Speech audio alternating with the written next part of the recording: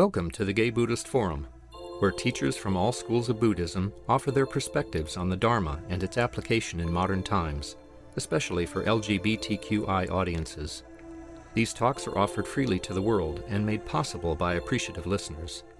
If you would like to support our efforts to share the Dharma with underserved audiences, please visit gaybuddhist.org.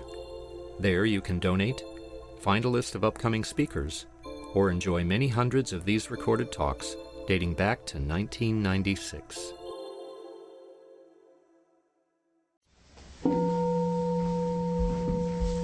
So at this point, our tradition is to go around and introduce ourselves, and then I get to introduce our speaker today. So let me start. My name is Oswaldo. Stuart. Jason. I'm Brad. My name is Michael. I'm Kay. My name's Tom. David. Gary. Don. My name's Cass. Jonathan. I'm Claudio. Jay. Bob. Tim. I'm Hal. My name is David. Fred. Peter. My name is David. Andreas. Dennis. Jack. Douglas. I'm Philip. I'm Cliff. I'm Matthew. Larry. My name is Jerry. Stephen. My name is Mike. My name is Mark. I'm Roy. Is anybody? Richard. Richard. Hello.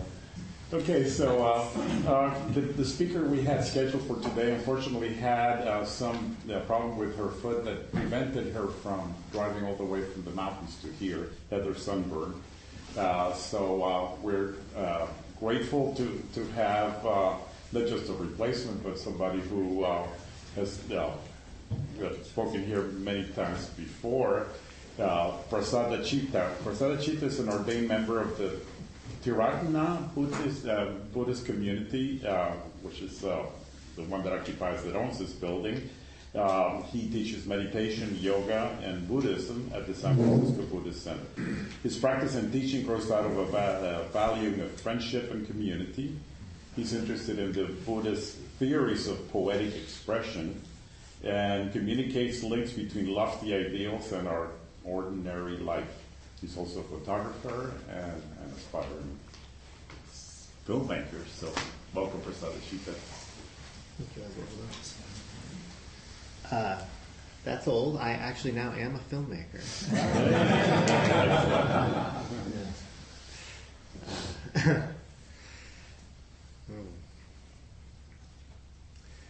I'm happy to be here. I really appreciate this community, and even when I'm not here, if I'm just having a slow Sunday morning, I appreciate that you're here. It is true. I'm really interested in community, and I do think that a lot of what it means to me to be a Buddhist is being attentive, receptive, and responsive to the notion of community. And there's this thing in Zen Buddhism, which I have sort of an interesting relationship with, because we use a Zen retreat center when we hold our retreats. And in fact, I go there for solitaries. And they're not so solitary because there's a community. I don't really take the notion of being solitary that seriously. It's really just being alone with myself. I don't mind if there's other people around, you know. I share this, so I share the retreat center with them. And sometimes when I'm there on my solitary, I just go to their sits, and then I go have breakfast with them. And so I've, because you get lonely on solitary.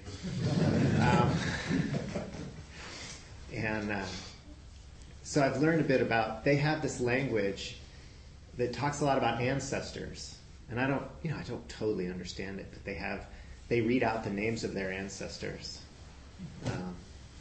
and it's quite beautiful, and it's very ceremonious, and they do it in the mornings, probably other times as well. But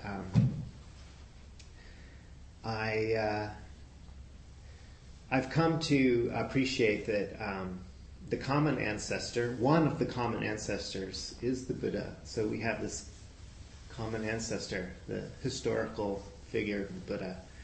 And it's a nice way to think about it. There's a lot of devotional and ritual texts that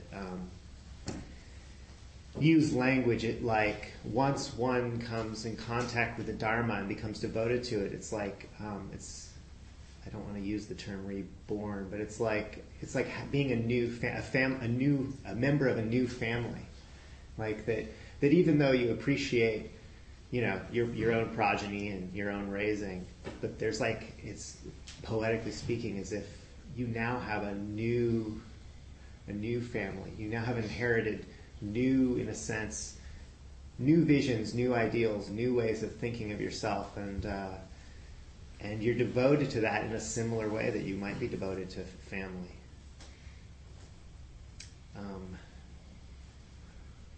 And I was just asked a couple days ago to do this, so I haven't actually prepared anything. Just started talking, but so give me a minute to figure out how this relates to what I might be talking about. So the Buddha, yeah. So I particularly appreciate getting into who is the Buddha, who was this guy. There are different ways into Buddhist practice. It's a very practice-based institution, if you want to call it that. Its primary focus is on what you do, how you operate, and how you change in relationships to that, in relationship to some ideal. And its modes are like by invitation, so try this out, see how it works. If it doesn't work, well, try a different thing.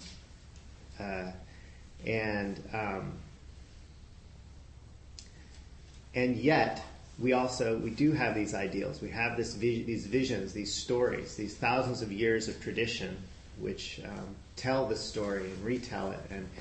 And there was this historical figure who had this realization. And what makes a person a Buddhist is, in a way, an affinity for that. Like trying to figure out who's this guy about, which is kind of like, what's he about? You might even say, in terms of this whole notion of family, we all have a different relationship to our family, but sometimes it's really enriching to kind of be like, who was my dad? Why did he treat me the way he did? And so you want to ask your dad's friends who were there when he was in high school or college or something, so you kind of learn more about who your father was, what were his hang-ups that you missed or you took to be normal? And then you find out they're actually just particular to your dad and they have an impact on you. So anyway, in a similar manner, who is the Buddha? What were his historical sort of understandings that kind of led him into his search the way he searched, because he was a particular person at a particular time in history. Anthropologically speaking, he almost certainly existed. And so that really interests me. So there are genres of texts and stories that help us, that bring this story through the ages to us. And I'll say a little bit about that. A lot of it is like devotional chants and things like that. And in fact, a lot of what is recorded as being historically Buddhist really was just chant, almost like devotional like chants that were just sort of canonized after a while, but they were just chants that were the way of remembering what the Buddha had to say or what the stories about the Buddha were just these repetitive chants that were done in a rather ritualized manner. And in a way, they are a way of kind of being thankful for the Buddha. You may not even know what the chant's saying. You're just chanting it, and then you learn over time, both through your practice and through looking through what these chants are saying. So there's the practice side of it, and then the conceptual, what is it saying? And then that reflects back on the practice side.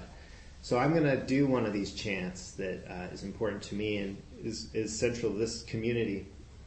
there's a book of these chants here. This is our community's ritual book. It has a bunch of ritual texts that we memorize and chant. And they are a way of paying homage to our ancestry, our spiritual ancestry. So I'm going to chant one particular text, and we can. I'm going to tell you now. After I chant it, we're going to go into it sort of conceptually. It has meaning, but I'm just going to chant it first, and you can just have a sense of it being a devotional kind of thing, like a beloved family member who's given you everything, and you are respecting them through this chant.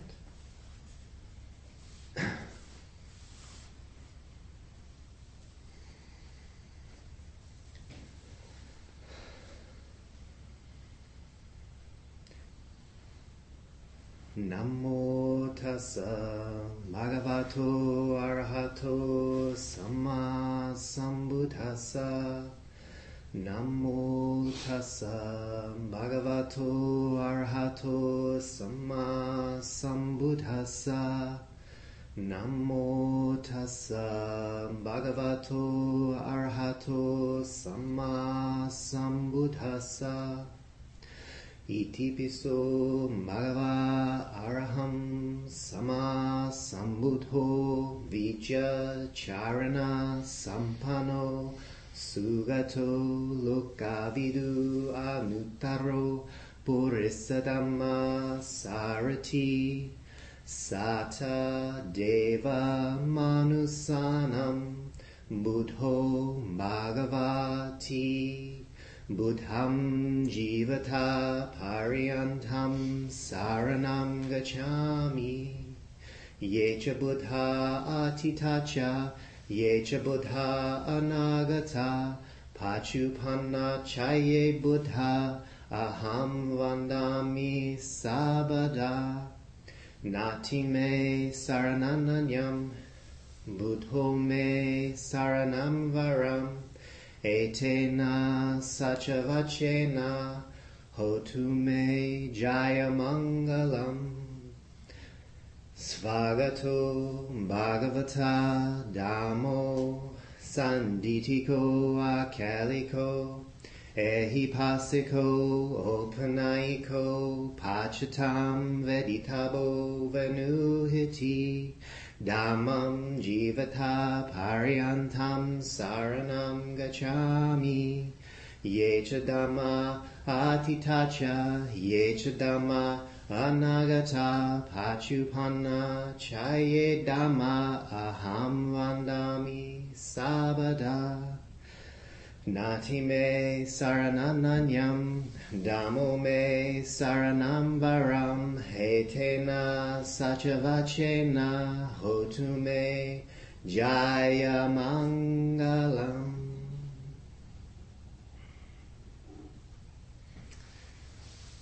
Okay. So those are two parts of the Triratna Vandana, the homage to the three jewels. And you've heard of the Buddha, the Dharma, and the Sangha. Those were the homage to the Buddha and the Dharma. I just didn't do the Sangha one. I wanted to cut it a little short. And then there's a bit after that where you rejoice in all three together.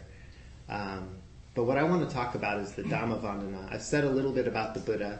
The first Vandana is really just saying the Buddha's great. He taught well. He's the teacher of gods and men. Basically, that's what it says. And the second one I'm going to get into detail about, because we might wonder, how do we know what the Dhamma is, what the Buddha taught? And interestingly, enshrined within this devotional chant are the qualities of the Dhamma, the qualities of the Dharma, the things that make the Dharma, essentially, so that we can know it. Because the thing is that there was a lot of teachings going around, a lot of practices going around, and this was in the day when the Buddha was around. 2,000 years later, there's even more. This is all over the world. There's a lot of iterations. So there are these touchstones for what the Dharma is. And it's in this devotional chant. And I wanted to say a little bit about what these are. So you heard it during the chant. It is Svagato Bhagavata Dhammo. So this is well communicated as the teaching of the richly endowed one. So I'm going to tell you what I feel well communicated is. Because you might say, oh, well, okay, it's well communicated. So then you study as much of these texts as you can, and you think, which ones of these texts are well communicated and what makes them well communicated? Well, what makes them well communicated to me is that when you read these texts, the Buddha is meeting people where they are. So each teaching is like for that person. It's not abstract. It's like, what's happening with you and what can I give you to help? It's incredibly responsive. So it's not some kind of static list of things, even though we can often relate to the Buddhist teachings that way, that it's just this list, that's what it is. But actually what it is a heartfelt communication from one individual taking in another individual, thinking about what they need from your own perspective and providing that. This is well communicated. And the Buddha was richly endowed because he understood the human heart through his own heart. He understood the human mind through his own mind. And he utilized that understanding to help those who came in contact with him. And if you read the text, you really get that sense. You really get the sense that the Buddha was communicating directly and individually to each person. And really responsive. So it was well communicated. The next one is sanditiko. This literally means visible. But it's understood to mean in the present in the moment. Meaning like whatever it is that is the Dhamma, it should be able to be pointed out to a person. So what this translates into is if you take the invitation of meditation or generosity or any of the various things that the Buddha endorsed as being a way to practice, you should be able to see in your very experience the benefits being lauded by that thing, at least for now, or at least some bit of it, at least some movement in that direction. Yeah? It should be based upon things that don't have to be taken for granted, at least initially. So it's immediately apparent, sanditiko. It's perennial, akaliko.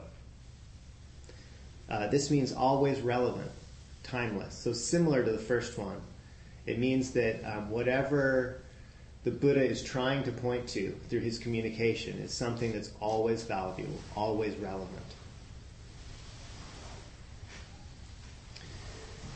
It's of the nature, this is my favorite one.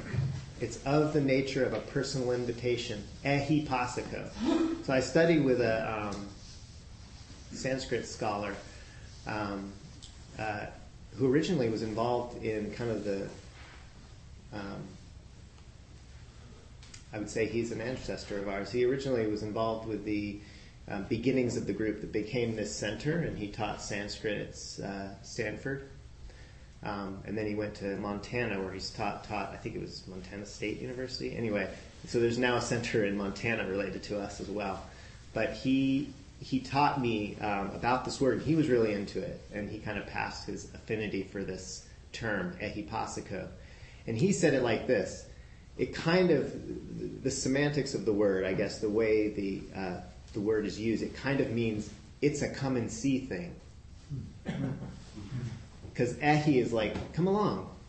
And so it's like, I don't really quite understand how that works, like in terms of language, but he said that it almost literally means it's a come and see thing. So this, whatever this Dhamma is a come and see thing. It's meant to be an invitation, not an imposition in any way. If it's an imposition, it's not the Dhamma. I think this is really important, especially within a Judeo-Christian religious context, which can often feel like religion is about imposition, it's about what one should do. come and see thing means if you want good results, come along, check this out. Yeah, that, and if you read the scriptures, that's often the way the Buddha words things. You know, if you want your heart to feel free, light, and so on, and those are the kinds of words used, I've got some advice for you. Come along, check it out. Let's do it. Ehi pasiko. The next one is opanayiko. So it's progressive.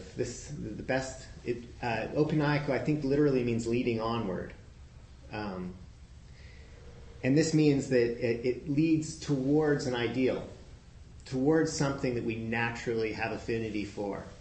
That if you sit down with somebody and you really ask them, like, what are you looking for in your experience? What kind of satisfaction is really worthy of following? This is what the Dhamma leads towards. So it's progressive in the sense that it leads towards it bit by bit or quickly, but it leads towards it one way or another. It's a progressive practice. Opanayiko leads towards what truly satisfies. And the last one is Pachadam Veditabu Vinuhati, to be understood individually by the wise. So one who understands it is by definition wise. And so it is to be understood individually by the wise. It is not something to be codified in some kind of list of language that, again, a lot of this has to do with, it's not an imposition. It's for us to individually take the invitation and go and realize for ourselves, individually. This doesn't mean we realize it by ourselves. We may do it with the help of others. But we realize it. We don't just rely on hanging out with other people who have realized it. Yeah? It is intended for us all to realize for ourselves. And when we do, we will be the wise. That's pretty much what it's saying. So that is the second part of the Triratna Vandana, and I especially appreciate being part of a tradition that is devoted towards this as an ideal, that whatever it is, so this reminds us that whatever it is we're studying, whatever lists of things that we're undertaking, like non-harm and mindfulness and, truth in speech and virtuous conduct, especially with regard to sensual desire. All of these things can feel like an imposition. And I go back to these things and I realize what they are. They're an invitation. Whatever value taking on these precepts has is something that is to be realized by me, not to be just seen as an imposition or something that I'm judged upon by others. I come to realize the value of whatever it is that I'm practicing. I may not right now understand that value, but perhaps it's because I'm not paying attention closely enough. Perhaps it's because I am taking it for granted that I'm going to be judged on this. These are all distractions. To be judged by your community on the basis of what you're doing is just a distraction from paying attention to whether what you're doing is actually valuable, if that makes sense. So these kinds of words help me remember that. Help me, because it's very easy to get wrapped up in what we call in Buddhism the worldly winds, praise and blame being one of the biggest ones. And that distracts us from what really we're trying to do in this practice.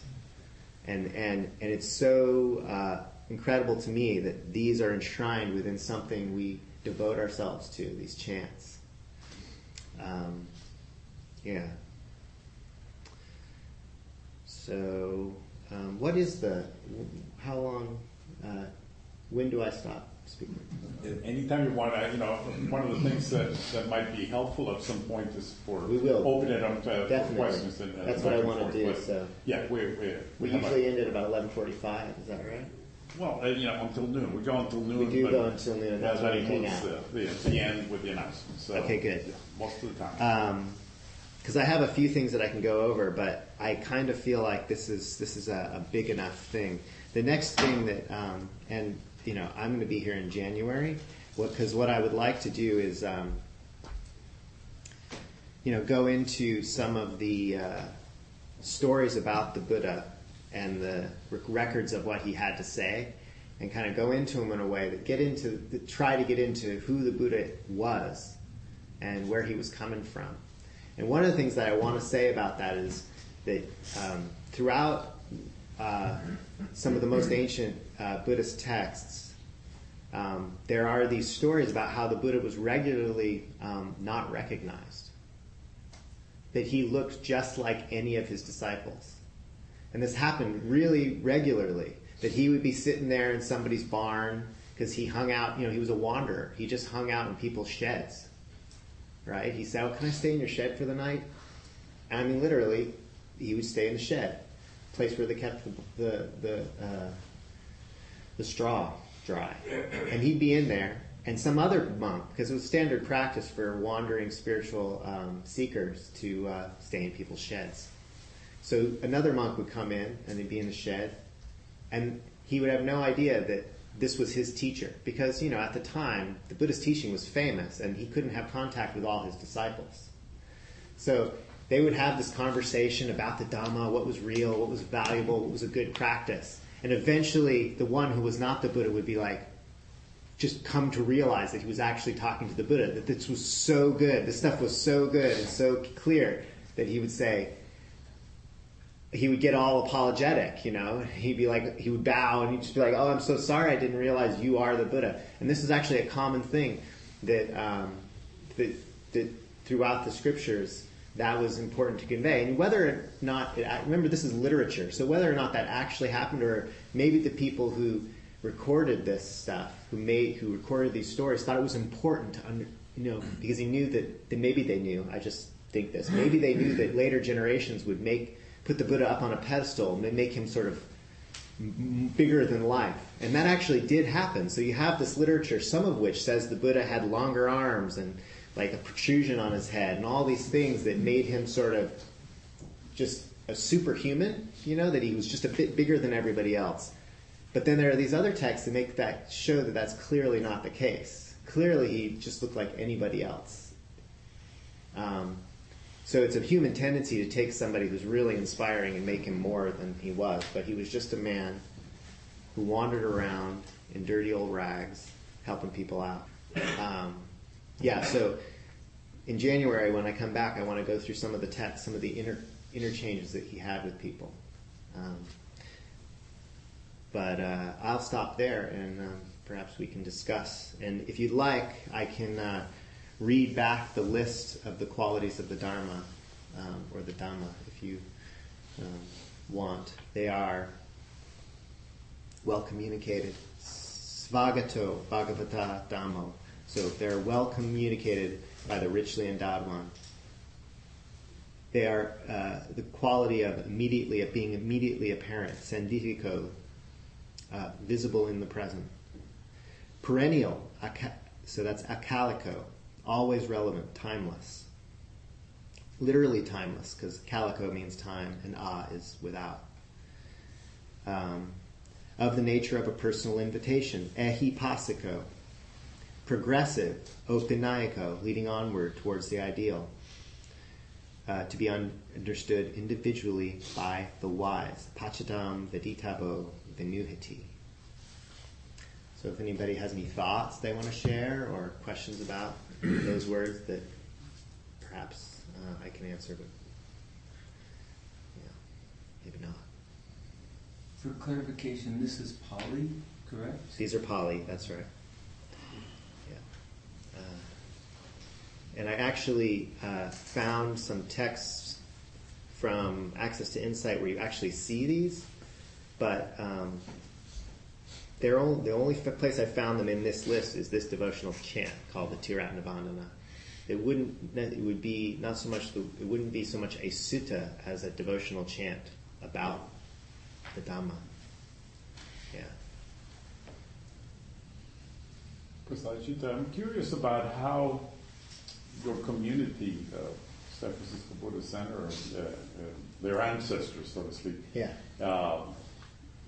How they, I mean, this is, you mentioned this is Pali, not Yeah. Sanskrit, and I'm wondering if you could say a bit more about how that came to be in modern day In our community. West, how your community. So yeah, these adopted chants, that. this particular chant is mostly done within the Theravada tradition. Our founding teacher was ordained into the Theravada tradition and studied Pali with a renowned Pali scholar. And it was a bit of you have to remember this was the 40s. So it was a bit of a university institution that he was in, and this was in India. So that was a lot of his early study was kind of underneath, was a bit scholastic, and then he came in contact with a bunch of really well-regarded Tibetan teachers. He just happened to be in the Himalayas, and they inspired him more than he had been inspired before. It became not scholastic anymore. So the unfolding of our particular tradition is one where we had a teacher, our founding teacher, who was very well learned in these texts, but actually his heart was drawn into being devoted towards a bunch of these Tibetan teachers that he met in Kalimpong, and this is the 50s when a lot of these people were leaving Tibet. So he came in contact with them. In this small town that was a bit of a refugee town when the Chinese were sort of causing the exodus of a lot of Tibetan teachers. So that's how our tradition kind of came about, because at that point he stopped practicing, so to speak, the Theravada quite as much. Although he didn't think of it as a contradiction. He thought he was going to teachers that were just more inspiring to him. So and then eventually he just sort of disrobed and started this tradition, which is a bit of a synthesis between the Pali literature and the Sanskrit literature, and we have a lot of ways of thinking about things that use both. Does that make sense? Yeah. Yeah. Where was the teacher from? Like, where was he born? And what was the teacher's name? Sangharakshita, and he was born in London, and his initial contact with Buddhism was through the London Buddhist Society, which still exists, and which still supports the Theravada monastic tradition in England. And then the war happened, so that was he was involved with the kind of, it was very scholastic at the time. Again, in London, it was kind of an interest. And then the war happened, and he went to India, and he was actually stationed in Sri Lanka as a signals operator as a young man, 19, And then he basically went forth in India and got ordained and kind of gave up his everything and stayed in India for quite a while. So that's Sangharakshita's story. Yeah. And eventually he ended up coming back to England, where he started the Triratna Buddhist Community, previously known as the Friends of the Western Buddhist Order. Yeah, that's this synopsis. Yeah. Clint? Yeah, I understand the Friends of the Western Buddhist Order have a presence in India and are working with the untouchables. Yes. Can you tell me how that's going along? I mean, coming along, are they really making a successful outreach? Because I understand if you're an untouchable, why would you want to embrace a tradition where you're too lonesome to be touched? Yes. Oh, yeah. So around a third of our order are Indian, the vast majority of whom are Dalit, or formerly untouchable class. And I've been there a few times.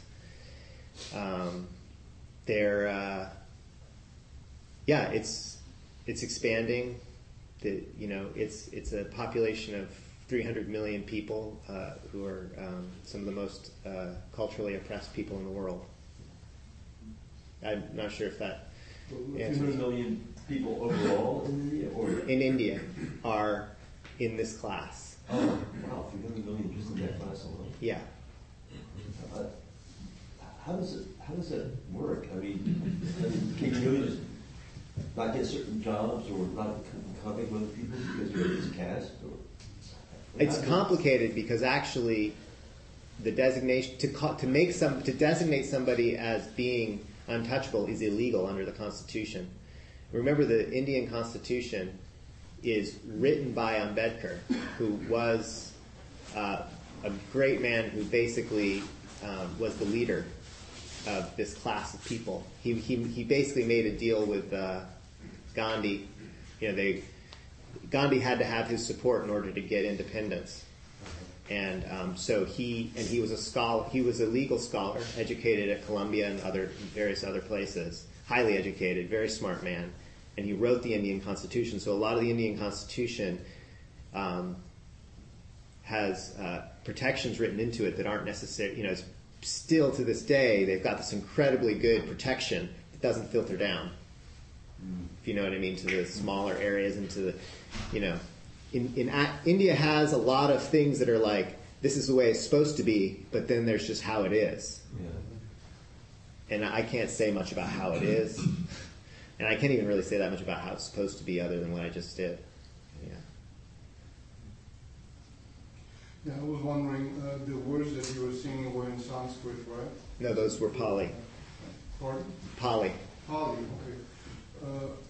I was just wondering how you maintain a relationship with these words and what your relationship to the Pali language is, if any, whether you studied it or not. I study it in the sense that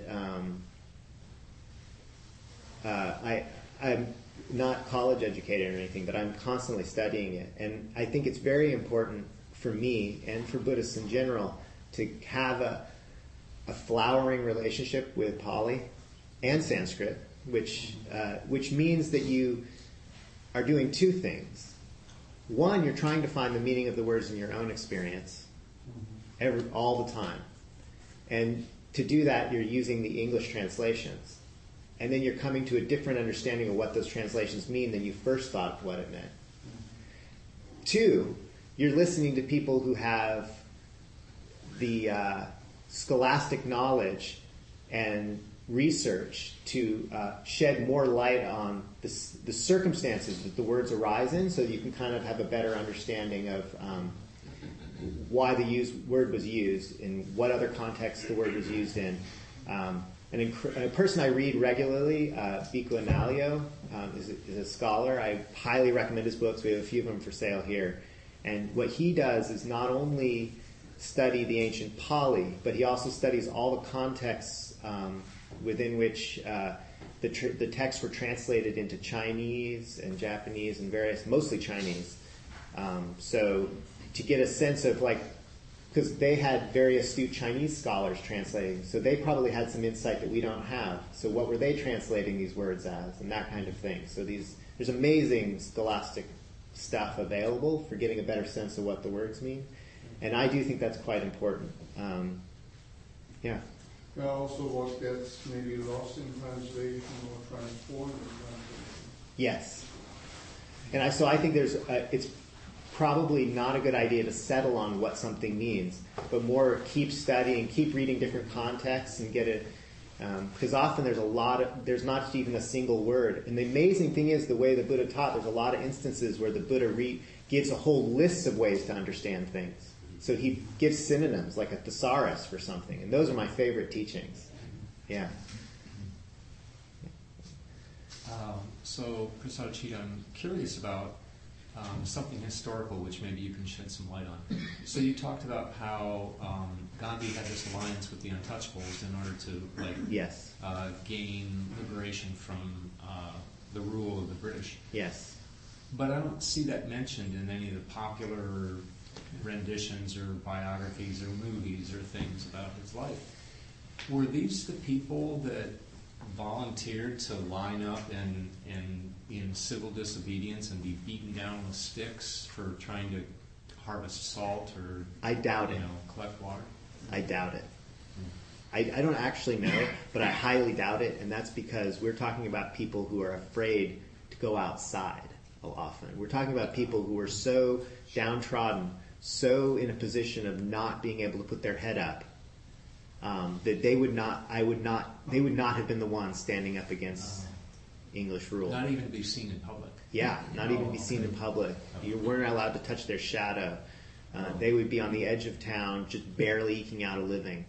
And you see this in India, and they also were very dubious of independence because the only people that treated them as real human beings were the English, the British.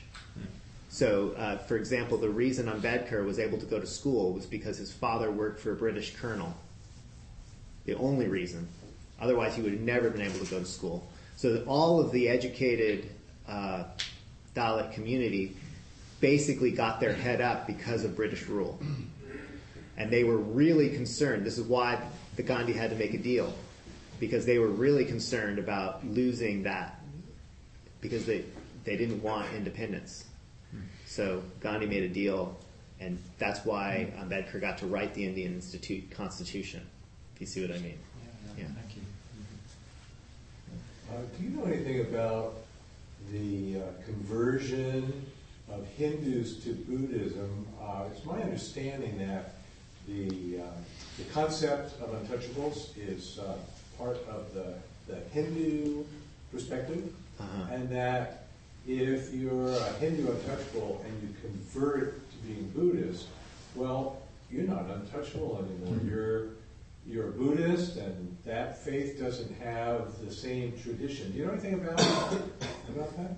Well, I know some, because I have friends who are in that position. I'm not exactly sure what you're sort of pointing to as ramifications of that, but there is a lot of tricky business where the Dalit community has certain protections under the Constitution, and then they become Buddhists, and they say, "Oh, well, you don't have these protections anymore." Because now you're not a Dalit, but actually the Constitution doesn't say that. It has them as a class, a cultural class, meaning it doesn't matter what they change their religion to. But yes, what you said is true. I mean, as far as I can tell, and I'm not an expert in this, but I have enough knowledge of it that basic fundamental Hinduism has this class system enshrined within it, and it is unavoidably a part of it. Yeah. First of all, thank you so much for stepping in at the last moment and having such a really interesting, relevant talk to get to us, even though you didn't know what you were going to say. I really appreciated what you had to say about the development of community based on a thread of heritage that comes down, whether spoken or written or genetic.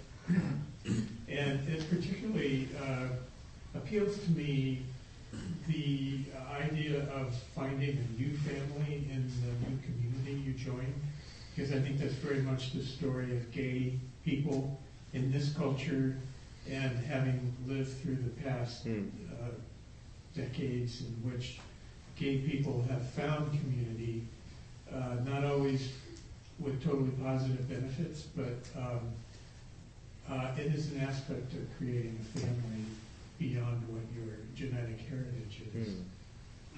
And this is a particularly strong family here, as evidenced by its endurance, several decades. And secondly, I really appreciate you going into the actual words of that chant and giving some translation. And I was particularly struck by how you emphasize the invitational quality of the teaching. And that, to me, as a former Roman Catholic, is very important, having had something laid on top of me and expected of me, to be able to find something inside myself without any, structural overlay has been very important. So thanks for highlighting. Thanks, Al. Your chanting at the beginning had a quality to it that reminded me of Gregorian chants, and see some parallels there, because they're in Latin and they're not necessarily understood by the people singing them, let alone the general population, but it has a devotional quality to it that that puts you in the mood to focus on those. I was wondering what your yourselves or your community's pattern is with this chants. Is this something you do like every day, or do you do it individually, communally, some part of the day or not another? Just curious about that. We do it, not that particular chant, but we do chant the Refuges and Precepts Day here at our morning meditation. We did that for actually recently, just last year. We stopped doing it because we wanted to be more inviting because it's an open sit. And what we'll do is, if it's just people from the community, we'll chant. And if somebody is here from outside, we'll just do a simple salutation to the shrine, which is quite short. So the salutation we do to the shrine is actually in Sanskrit, and it's just, about 4 lines. And we bow, and then we sit down, and we don't do the Refuges and Precepts, which is a bit of a long chant, and it's also in Pali. So there's that. We also, because our community is kind of eclectic between Mahayana and Theravada and Vajrayana, we also chant more regularly in our community, probably on a weekly basis.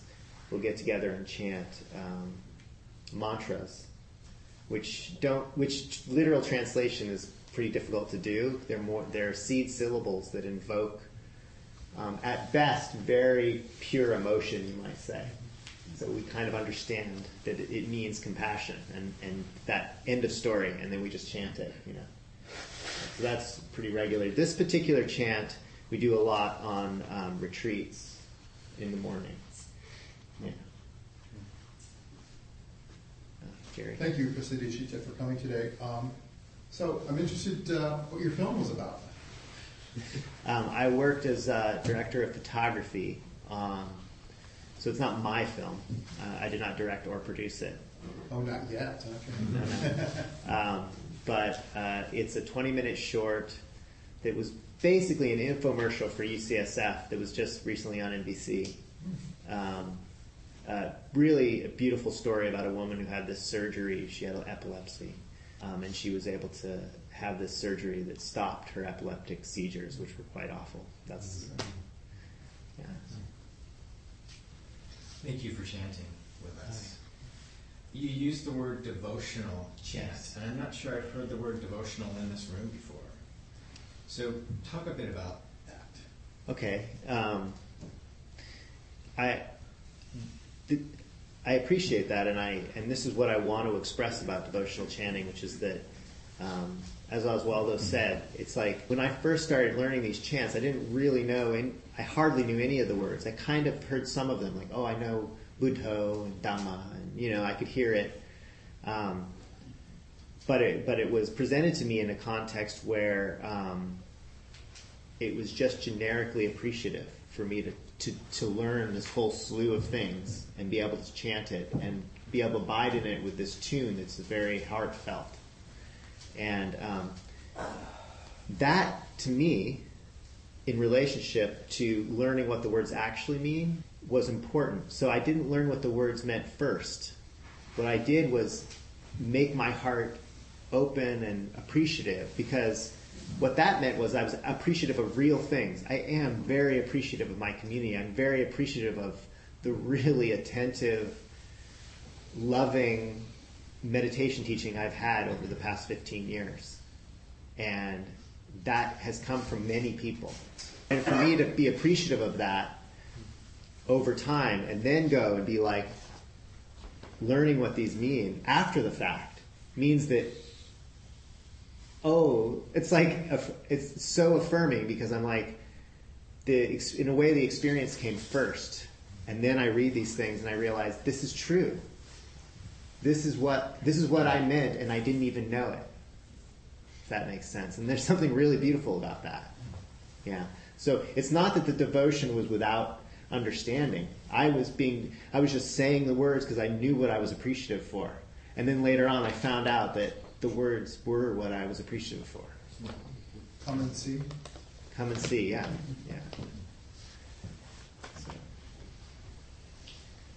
Hearing you describe Buddhism this way makes me wonder how Christianity or the Judeo-Christian religions spread as much as they did with this, believe this, believe that, this imposition of thinking opposed to the invitational approach. Or even if it did spread that way. I don't know. Maybe it spread first by invitation and then later on it got corrupted. I don't know. Yeah. Well, the requiring one to believe in a miracle. Yes. Now, maybe there was a miracle. And that really impressed people. But Buddhism doesn't require a miracle. Sure. And maybe people just... Maybe believing in a miracle back then wasn't that big a deal. So you don't think that enlightenment is a miracle? What? You don't think enlightenment is a miracle? It's a belief in a miracle. Depends on how you define it. I don't know. I can't hear what you're saying. Have you had enlightenment? It is a miracle. It's a belief in a miracle. It could be miraculous for sure. I think. Well, that's what mythological Buddha is that he's a mythology. Yes. Just like Jesus is. Yes. That it's not about. There's a whole mythology about metaphor. Yes. And then there's the historical. Yes. And but they you overlap. also have the mythological. You do. In the same text. Belief. In the same text. Yes. I don't necessarily. I think that what belief means is an interesting thing, and I don't think it's well defined. Do you know anything about the physiological effects of chanting? Only experientially. I don't know if there have been studies or anything, but I do feel like there are certain vibrations that certain elements of a chant bring to your body that you're creating yourself. But Yeah, I felt that. Yeah, I feel it too whenever there's chanting. There have been studies about what meditation does emotionally and physically, biochemically in the body. Yeah. And I would think that there's similar things and there's measurable differences in the body chemistry as a result of meditation. And I would think that's the same with any chanting, because chanting is kind of a meditation. You get lost, in True, but it's something you're doing with your body to make this sound. That is different from just sitting and breathing, that I'm interested in. I would agree with both of you. I mean, I would actually say that meditation is a physical thing. Yeah. So it's a physical thing that doesn't include the same vibrational emotional aspect that chanting might have. But the way I've been taught meditation, which also is highly informed by the Zen tradition, is that, in a sense, the whole meditation is a posture. It's a posture that corresponds to a mental posture. It's a physical posture that corresponds to a mental posture. And when you take that posture physically, it can invoke the mental posture, or you can invoke the mental posture and it informs slowly but surely the physical posture. And they aren't necessarily different things ultimately.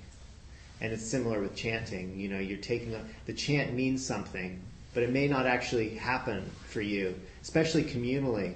The chanting and the tone and the people's intention is infectious, so you can feel it sometimes where we're all not on board, and then all of a sudden we catch somebody's inspired, and then it spreads somehow, so we all get inspired.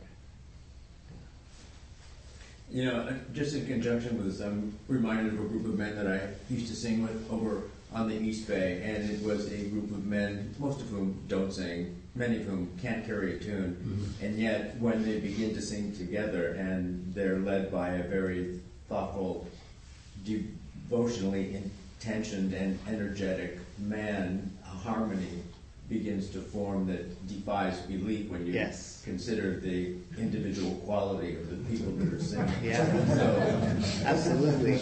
And I think this happens on retreat. You know, even without chanting, there's something about meditation is a way of singing with your mind. You know, and you subtly catch it from people who are meditating.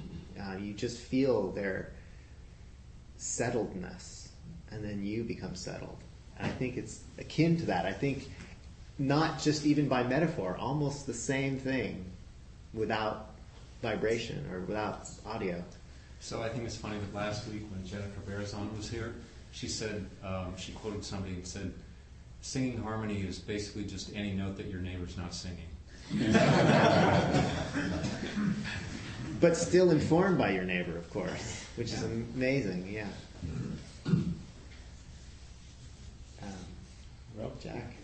I congratulate you for fielding questions from about 20 different directions on this. Mine is a question about your understanding of the importance of language and the original languages, particularly in Buddhism, which in contrast to my experience with Christianity is vastly more important. And we've had lots of teachers come in here who regularly refer to the Pali word for a certain concept. Is that, I mean, in Christianity there's very little of that, at least in experiential. I don't know about Christianity, but you know, the central thing being a matter of communication, of experience, means that, and in a sense, the Buddhist inspiration from from the central experience of the Buddha, which is miraculous. So it's something that's being conveyed that's miraculous, which I think inherently means that no matter what language you're using, it's not adequate. And so, yeah, that means we spend a lot of time trying to see what's being gotten at. What's the thing rather than the word? Yeah, but the words are important, you know. Well, my understanding in Islam is that if you don't read the Quran in Arabic, you're not getting it. You're not getting the real thing, and that's a very strict interpretation of the word. Yeah. So I don't think. I mean, the thing when the Buddha taught, he really wanted his disciples to go forth and not have it by rote. He wanted them, I mean, very clearly to teach from their experience, not just repeat what he said. And also, he made it a point to ask that his teachings not be, this is what is recorded anyway, not have his teachings recorded in a religious language, meaning like a technical religious language at the time. So a lot of people wanted to record his teachings in Sanskrit. Because Sanskrit did exist in that day because it was a religious kind of codified language that was kept pure. And he asked that his teachings not be recorded in that because he didn't want it to get static. He didn't want it to be something that wasn't lived. So it's a balance between the two. And it's important to understand that Pali is not a language. It doesn't exist. It never did exist as a language. It never was a language. In fact, it's a body of text, because Pali just means text. Literally, the word means text. And it's a body of text that's canonized in a particular tradition. And it was put together over a long period of time from many places that spoke different languages. All the languages were similar, but throughout it, actually, the language is not one language. It's actually a kind of mishmash of Northern Indic languages. I just want to say that because it's not a language. There is Magadhi. There are these ancient Indian languages that existed. We have very little full understanding of. But Pali itself is actually studied as if it's a language, but it isn't. If you really talk to the people who are scholars, they understand that they're studying something that's a mishmash of a bunch of people remembering things in different ways from different regions. A little bit like Europe, like Spanish and Italian and French, they're all mixed together. Imagine a text where it's French, Italian, and, Spanish, all in the same body. Yeah. Well, I think we used up the full hour. Thank you so much for a very active conversation back and forth. It was wonderful. So thank you. Well, this is what do we do next? Well, we take a half hour for social at this point, and I'm supposed to remind you of the importance of the Dana bowl that gets passed around to sustain the rental of this place and all the good stuff that we do as a group, the Larkin Street lunches and so forth. Now, also, at this point, I'm supposed to say something about what's happening next week. And next Sunday will be an open discussion, as will be the week after that. So this being close to the end of the year might not be a bad idea to start reflecting back on this year in preparation for our small group discussions. And so I'm hoping that they will be very productive for the next couple of weeks, so we can put an end to this, what Queen Elizabeth at one point said about one of the years when there was all these divorces, the anno horribilis or whatever, and I think this qualifies as being one of those. So, yeah, but enough commentary over here. Do we have a host? Yes, we have a host. There's cookies and dates and whatnot to enjoy. There's tea available. Please put your cup in the dishwasher. There's a sign-up sheet on the credenza if you wish to get our newsletter. Some people meet for lunch around 12:30. By the door, you might consider actually inviting someone to join you. And I think that pretty much covers it. Any other announcements? Yes. I'd just like to say Prasadachitta is our last speaker for 2017. So we have 2 group discussions coming up to close out the year. So I just wanted to take this opportunity to thank especially 2 men that I know for sure. It's these 2 guys that put together bring together these wonderful speakers that we get to enjoy week after week after week. And so a special thank you to Hal Hershey and to Jeff Lindemuth for all that you do for us and the energy that you bring us.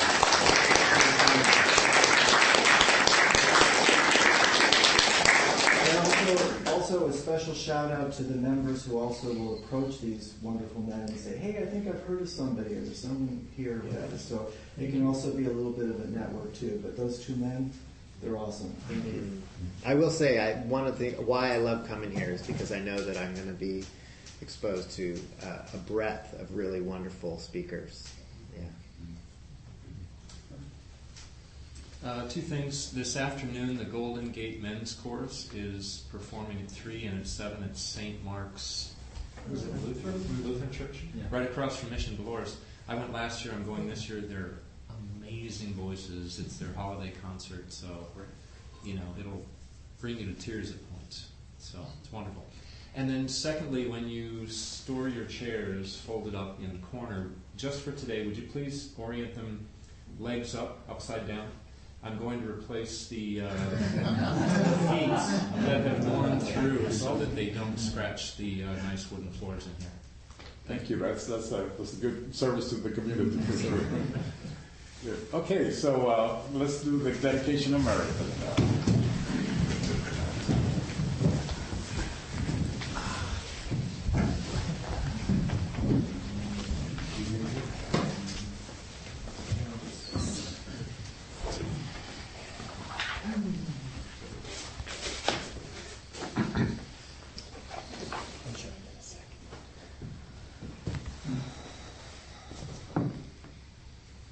By the power and truth of this practice, may all beings have happiness and the causes of happiness.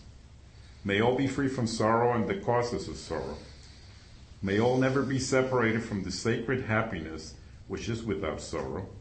And may all live in equanimity without too much attachment or too much aversion, believing in the equality of all that lives.